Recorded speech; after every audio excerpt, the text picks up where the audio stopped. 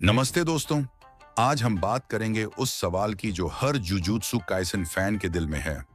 आखिर Gojo Sukuna से क्यों हार गया? क्या वो सुकुना से कमजोर था या कहानी में कुछ ऐसा हुआ जो हमने पहले नहीं देखा?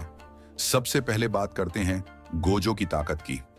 गोजो के पास था 6 आइज और लिमिटलेस कर्स्ड टेक्निक। उसका इन्फिनिटी उसे लगभग छूना भी नामुमकिन बना देता था। वहीं उसकी डोमेन एक्सपेंशन अनलिमिटेड वॉइड किसी भी दुश्मन को सेकंड्स में तोड़ सकती थी। तो फिर वो हारा कैसे? अब आते हैं सुकुना पर। सुकुना सिर्फ कर्सेस का राजा नहीं रहा, उसने मेगुमी फुशिगुरो के शरीर को अधिग्रहित करके सबसे घातक हथियार पा लिया, 10 शैडोज टेक्निक। इसी टेक्निक के जरिए उसने मोहरगा को बुलाया, एक ऐसा दिव्य शुगो जिसने इतिहास में किसी को नहीं छोड़ा। गोजो और सुकुना की लड़ाई में दोनों ने एक दूसरे की डोमेन एक्सपेंशंस को कई बार तोड़ा, लेकिन असली टर्निंग पॉइंट तब आया जब सुकुना ने मोहरगा की अडेप्ट करने की एबिलिटी का इस्तेमाल गोजो की टेक्निक्स को समझने में किया।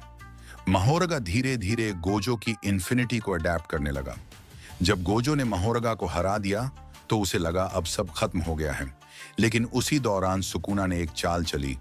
उसने डोमेन एम्प्लीफिकेशन और मोहरगा के पैटर्न को कॉपी करके गोजो की इन्फिनिटी को बाईपास किया।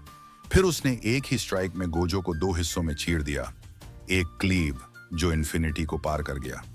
गेगे अकुतामी, जुजुत्सु काइसन के लेखक, ने खुद कहा कि गोजो ने अपनी हार को स्वीकार किया क्योंकि वो दिल से मानता था कि अगर कोई उसे हरा सकता है तो सिर्फ सुकुना।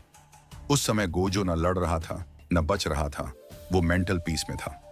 गोजो की हार उसकी कमजोरी नहीं थी, बल्कि सुकुना की रणनीति, मोहरागा की एडेप्टेशन एबिलिटी और गोजो के आत्मविश्वास की वजह से हुई। शक्ति से ज्यादा चालाकी जीती।